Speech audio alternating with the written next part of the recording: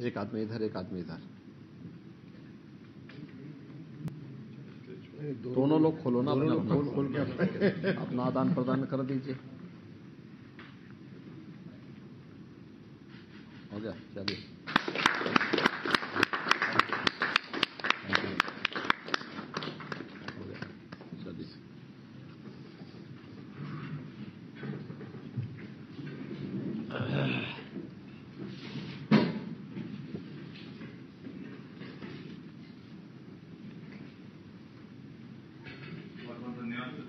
माननीय मुख्यमंत्री से अनुरोध है कि कृपया यहाँ उपस्थित सभी को अपना आश्वासन एवं मार्गदर्शन प्रदान करने के लिए। इसकी आवश्यकता तो नहीं है ना? नहीं सर, इसको कनेक्टेड नहीं। प्रदेश के मुख्य सचिव श्री डी.एस. मिश्रा जी,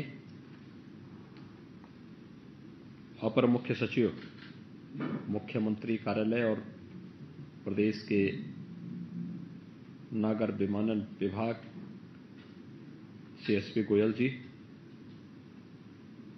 अध्यक्ष भारतीय विमानपत्तन प्राधिकरण Shri Sanjeev Kumar ji, member planning Shri A K. Pathak ji, प्रदेश सरकार के सभी हमारे वरिष्ठ प्रशासनिक अधिकारीगण, भारतीय विमानपत्तन प्राधिकरण से जुड़े हुए सभी अधिकारीगण,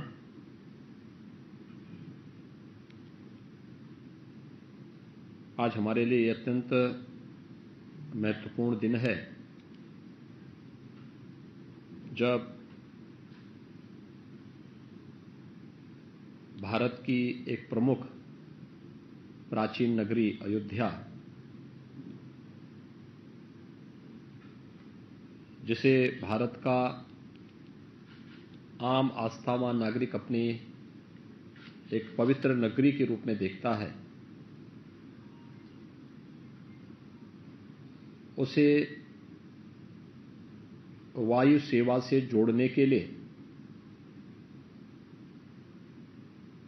भूमि लीज एग्रीमेंट पर आज यहां पर हस्ताक्षर प्रदेश सरकार और भारतीय विमानपत्तन प्राधिकरण के बीच संपन्न हुआ है। आज की तिथि वैसे भी बड़ी पवित्र तिथि है। वासंतिक नवरात्रि का आज एक महत्वपूर्ण पावन तिथि है। नवरात्रि के आयोजन भारत की सनातन धर्म की परंपरा में ऊर्जा के संचार की तिथि मानी जाती है और ऊर्जा एक सकारात्मक विकास का प्रतीक भी है। और फिर यह विकास का ये प्रतीक अयोध्या जैसी पावन नगरी के साथ जुड़ा हुआ हो तो पूरे देश और पूरी दुनिया को यह प्रफुल्लित करता है। अयोध्या में मर्यादा पुरुषोत्तम भगवान श्री राम की पावन स्मृतियों को समर्पित होने वाले अंतर्राष्ट्रीय एयरपोर्ट के निर्माण की प्रक्रिया की शुरुआत है और इस शुरुआत के अवसर पर राज्य सरकार और भारतीय विमानपत्तन प्राधिकरण के मध्य भूमि लीज एग्रीमेंट की कार्रवाई यहां पर संपन्न होना अत्यंत अभिनंदनीय पहल है। मैं इसके लिए भारतीय विमानपत्तन प्राधिकरण को राज्य सरकार के साथ समयबद्ध ढंग से इस प्रक्रिया को आगे बढ़ाने के लिए हृदय से धन्यवाद देता हूं। देश के अंदर विगत 5 वर्ष के अंदर बेहतरीन वायु सेवा की कनेक्टिविटी के लिए किसी एक राज्य ने अच्छी प्रगति की है तो उसमें से उत्तर प्रदेश एक है। यह सब संभव हो पाया देश के यशस्वी प्रधानमंत्री श्री नरेंद्र मोदी जी के मार्गदर्शन और उनकी प्रेरणा से, क्योंकि प्रधानमंत्री जी ने विकास के लिए एयर कनेक्टिविटी को अत्यंत महत्वपूर्ण माना और प्रधानमंत्री जी का यह कहना था कि अब वायु सेवा केवल एक बड़े तबके तक ही सीमित नहीं रहना चाहिए, बल्कि एक कॉमन मैन भी जो हवाई चप्पल पहनता है वह भी हवाई जहाज की यात्रा कर सके, हमें ऐसी सेवा उपलब्ध करानी होगी। और आज उसी का परिणाम है कि 2017 तक उत्तर प्रदेश में अगर हम देखें तो मात्र 2 एयरपोर्ट ऐसे थे जो पूरी तरह क्रियाशील थे, प्रदेश की राजधानी लखनऊ का और प्राचीनतम नगरी काशी का। गोरखपुर और आगरा में एक एक वायु सेवा थी, लेकिन वह कभी कभी ही चल पाती थी। और आज मुझे बताते हुए प्रसन्नता है कि प्रदेश के 9 एयरपोर्ट वर्तमान में पूरी तरह क्रियाशील हैं। जहां 2017 तक हम केवल 25 गंतव्यों तक वायु सेवा दे पा रहे थे, उसमें भी निरंतरता का अभाव था। आज हम 75 से अधिक गंतव्यों तक प्रदेश से वायु सेवा उपलब्ध करवाने का कार्य कर रहे हैं। 10 नए एयरपोर्ट के निर्माण की कार्रवाई युद्ध स्तर पर प्रदेश के अंदर चल रही है और वर्तमान में 3 अंतर्राष्ट्रीय एयरपोर्ट उत्तर प्रदेश के अंदर क्रियाशील हैं। एशिया का सबसे बड़ा एयरपोर्ट जेवर में राज्य सरकार के द्वारा युद्ध स्तर पर कार्य प्रारंभ हुआ है और अयोध्या में भी एक अंतर्राष्ट्रीय एयरपोर्ट के बनने के बाद जब ये दोनों एयरपोर्ट क्रियाशील हो जाएंगे तो देश के किसी भी राज्य की तुलना में उत्तर प्रदेश के पास सर्वाधिक एयरपोर्ट भी होंगे और 5 एयरपोर्ट का अंतर्राष्ट्रीय एयरपोर्ट का पहला राज्य उत्तर प्रदेश होगा, जो अपने बेहतरीन वायु कनेक्टिविटी के माध्यम से प्रत्येक नागरिक को बेहतरीन वायु सेवा की सुविधा उपलब्ध करवाने के एक बड़े कार्यक्रम को आगे बढ़ाने में सफल होगा। मुझे प्रसन्नता है कि पहले फेज के कार्य के लिए जमीन भूमि की पूरी आवश्यकता जितनी थी, ये जिला प्रशासन अयोध्या ने इस कार्य को समयबद्ध ढंग से आगे बढ़ाया। अब एक अंतर्राष्ट्रीय एयरपोर्ट के लिए जितनी लैंड हमें आवश्यक है उसमें मात्र 86 एकड़ लैंड बाकी है, जिसे भी समयबद्ध ढंग से अगले 2-3 महीनों के अंदर पूरा करते हुए हम लोग अपनी पूरी तैयारी के साथ इसे आगे बढ़ाएंगे। और मैं विश्वास के साथ कह सकता हूं कि राज्य सरकार इसके लिए पूरा सकारात्मक सहयोग देने के लिए तत्पर है। मैंने देखा है वायु सेवा के बेहतरीन कनेक्टिविटी विकास के अनेक द्वार खोलती है। मुझे याद है जब गोरखपुर वायु सेवा से नहीं जुड़ा था, वहां का विकास एक प्रकार से ठप सा पड़ा हुआ था, एक जड़ता सी आई थी। लेकिन जैसे ही वायु सेवा के साथ गोरखपुर जुड़ा, 2017 तक एक वायु सेवा बामुश्किल वहां के लिए जुड़ी हुई थी और आज 12 से 13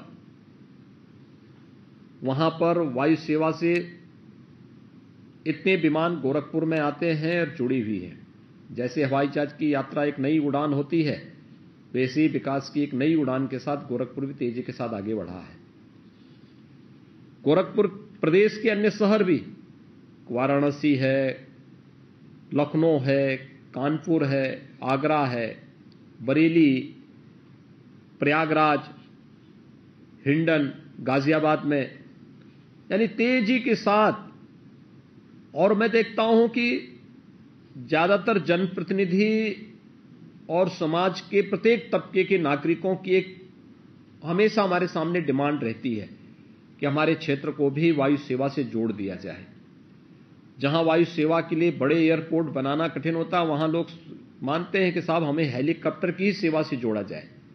हम भी विकास की इस प्रक्रिया का हिस्सा बनना चाहते हैं। यह एक सकारात्मक अप्रोच है और उस सकारात्मक अप्रोच को हमें आगे बढ़ाना चाहिए, उसको तेजी के साथ आगे बढ़ाना चाहिए। प्रदेश में सकारात्मक सोच ने ही प्रधानमंत्री जी के विजन को जमीनी धरातल पर हर एक क्षेत्र में उतारने का कार्य किया है। आज इसी का परिणाम है कि 5 एयरपोर्ट, यानी अगले वर्ष तक हम 5 एयरपोर्ट, अंतर्राष्ट्रीय एयरपोर्ट देने की स्थिति में देश को होंगे। और हमारे सभी 10 नए एयरपोर्ट जिन पर कार्य युद्ध स्तर पर चल रहा है, इन सबको जब हम क्रियाशील करेंगे तो 19 एयरपोर्ट के साथ उत्तर प्रदेश देश का वायु सेवा के साथ जोड़ने वाला सबसे बड़ा राज्य होगा। और एक बेहतरीन कनेक्टिविटी के माध्यम से हम यहां के नागरिकों के जीवन को और भी सरल करने और विकास की उन सभी संभावनाओं को आगे बढ़ाने का कार्य करेंगे जो अपेक्षाएं आजादी के बाद से उत्तर प्रदेश वासियों की थी।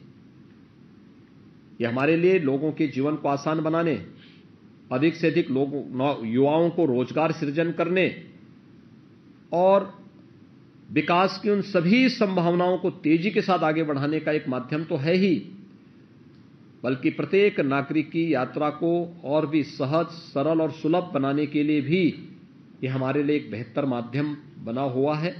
और राज्य सरकार इस दिशा में अपना भरपूर सहयोग करेगी। अयोध्या में एयरपोर्ट निर्माण के लिए जितनी भी भूमि की आवश्यकता है, उससे संबंधित पूरी धनराशि राज्य सरकार पहले ही स्वीकृत करके जिला प्रशासन को उपलब्ध करवा चुकी है। और मेरा विश्वास है कि जिला प्रशासन